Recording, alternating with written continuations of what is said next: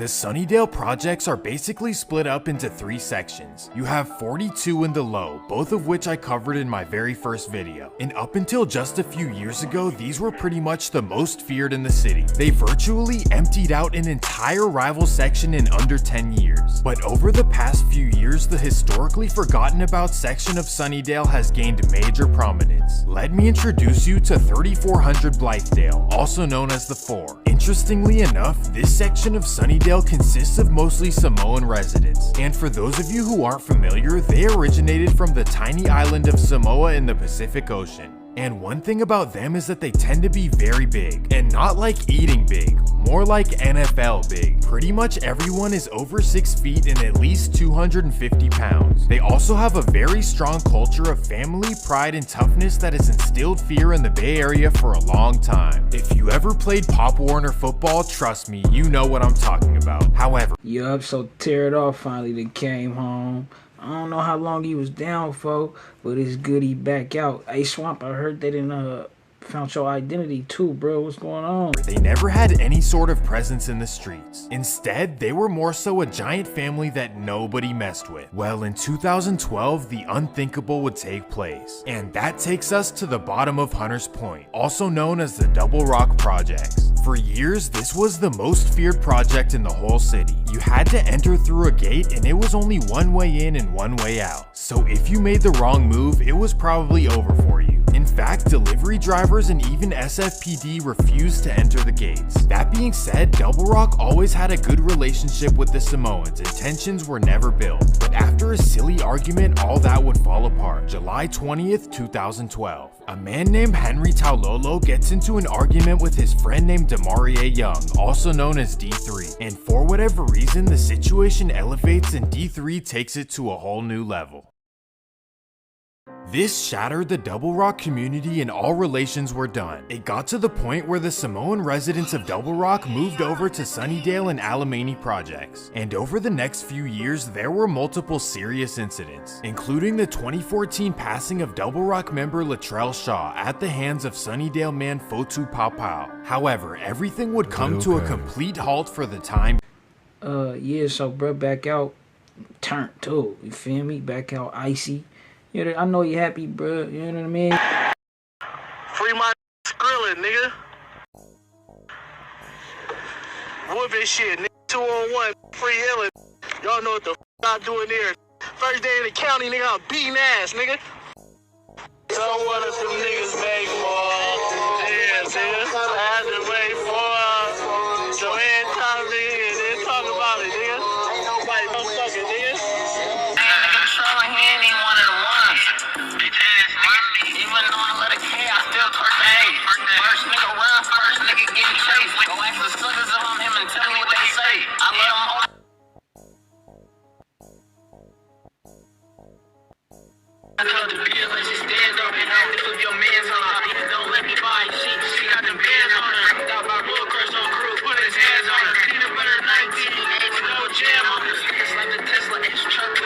Yeah, you see back out on that turn, whatever, how you.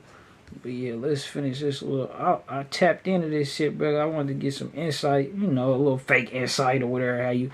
That's because in late 2014, the city of San Francisco decided to demolish the entire Double Rock project. And here's how it worked out. The city is legally required to provide housing to these old residents. However, moving into another project can be a bad idea because of how the rivalries work. So instead, the city offers the residents housing vouchers, which allows them to choose private housing and maintain their old rent. But San Francisco landlords were not going for this, and neither was Oakland, Richmond, San Leandro, and pretty much anywhere in the Bay Area. That would be except for Antioch, California, located about an hour east of San Francisco. At this point, Antioch had built endless suburban neighborhoods, but nobody was moving there. It was simply too far for Bay Area commuters. And for those of you from Southern California, you can compare this to Palmdale or Victorville. Brand new, beautiful suburban communities were left half empty. So the landlords got desperate and started accepting all the housing vouchers. And as a result, a large portion of Double Rock residents began moving out to Antioch, and Double Rock was officially vacated. And that takes us to 2016. I like how he be busting down, though. He be telling how, like,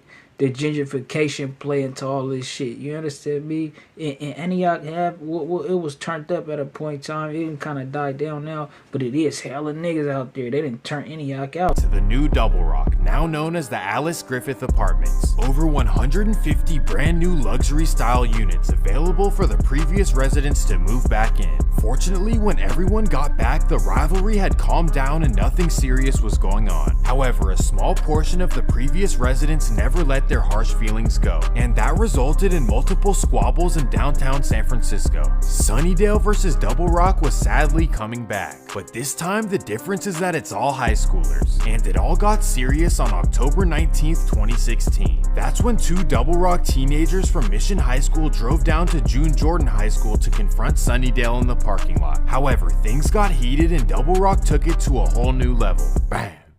Thankfully, everyone was okay, and 2 days later, the Double Rock teenagers went down. However, they all received under 3 years. In fact, one of them, nicknamed Rooster, says that he was let out immediately due to his plans to attend college. The judge noticed his academic potential and let him go. But either way, this was the first incident that made everyone tighten up, like, oh wow, this is getting serious. See, everybody know the city got lenient, just lenient, nigga, you gonna get out.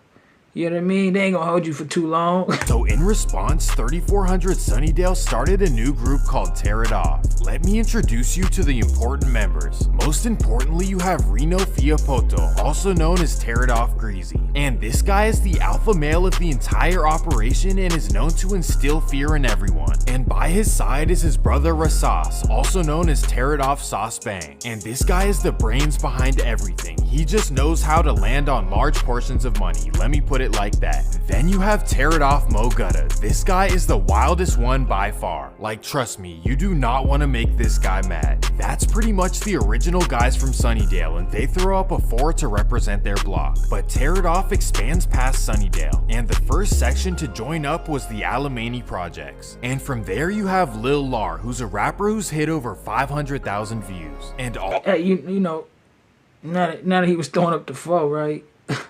I just tripped. He was listening to Kai. He was off that Kai Benji. You know, they been locked in. Free Yachty too. Matter of fact, by the way, I don't know what's going on, bro. I ain't gonna lie to you, but nigga, free the innocent though. You know,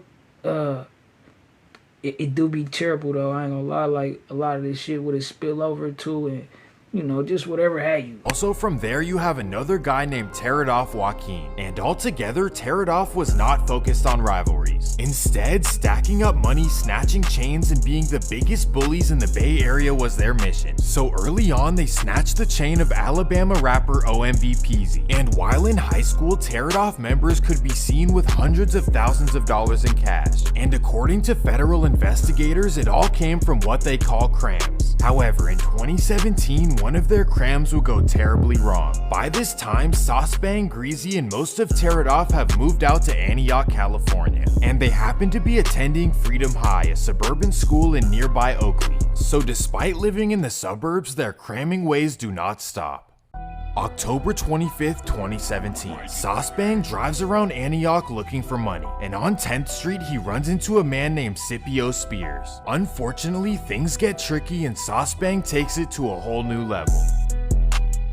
This wouldn't be solved for quite some time and the Tear It Off madness continued, and that's it. Damn, did they arrest Sauce for that?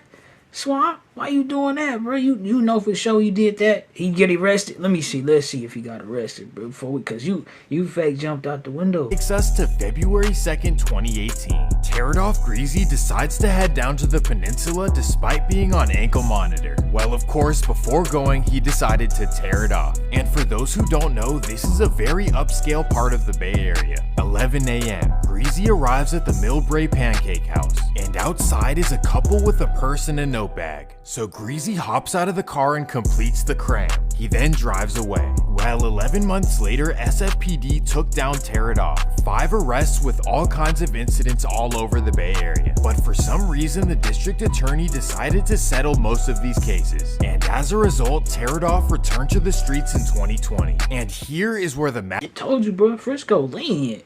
And rest in peace to dude, Scario, I forget his name, bro. I don't mean to mess his name up. rest in peace to him, condolences to his family. But I'm like, damn, Swamp, if he went down for it, then I could see why you say what you said. But if he ain't go down and you doing that off of the internet type shit, you wild. And, I see, this shit crazy. Madness starts.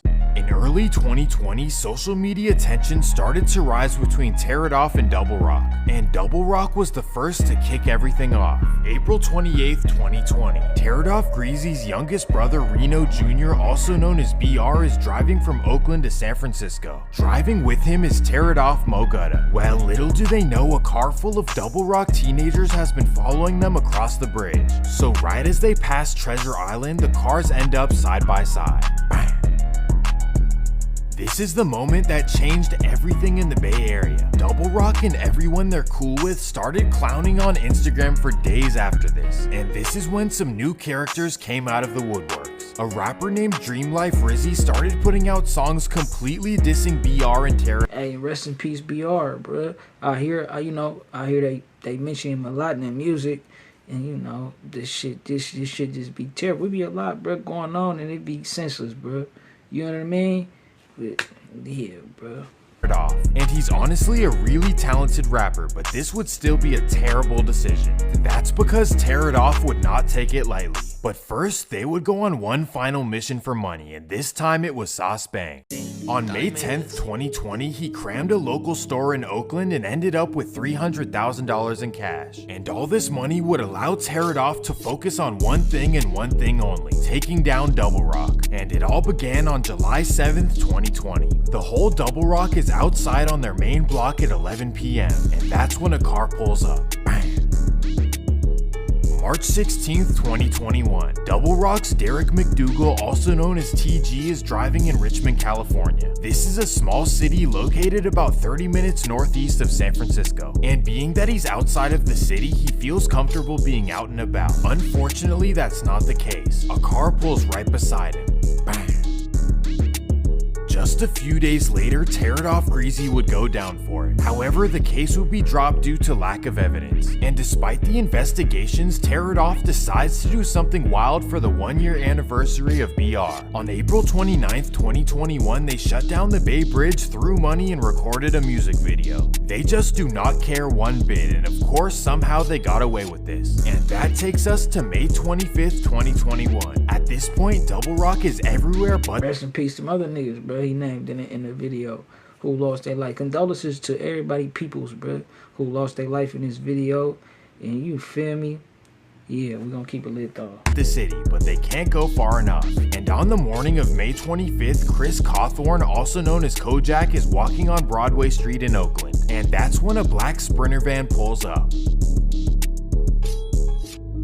And here is where everything starts to change. Everyone surrounding this situation had to choose a side. Point blank period. Tear It Off pretty much said you're either with us or against us. And here's how it played out. Harbor and Kirkwood decided to join Double Rock. And that includes the rappers Swervy Bands and the Money Twins. On the other hand, an unexpected neighborhood would join Tear It Off.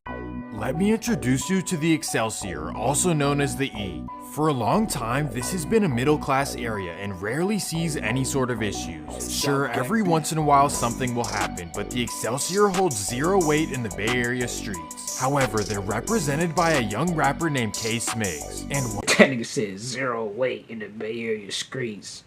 That's crazy. You get at them niggas like that, fool. Once he got together with Tear It Off, the Double Rock side was not happy. So Double Rock rapper W.I.G made a song mocking K Smig's little brother who unfortunately passed away in a car crash. Well, the Excelsior was not happy about this. And that takes us to April 1st, 2022. Rapper Money Twin Dre is hanging out on 3rd and Palou in the Bayview. But that's when a car pulls up. Bang. Instantly, yeah, man. So, and rest in peace to him too, bro. You understand me?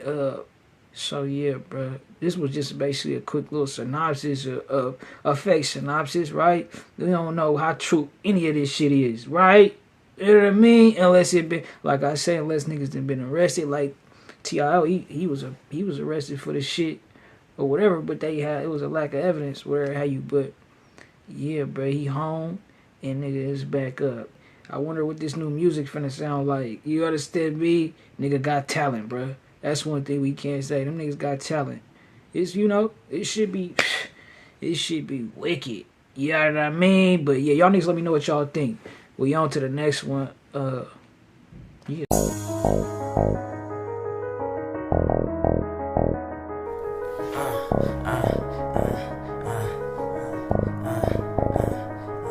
Say ho, you can't be playing with that paper, ho. Nigga need that yaper, need it now and not later, ho.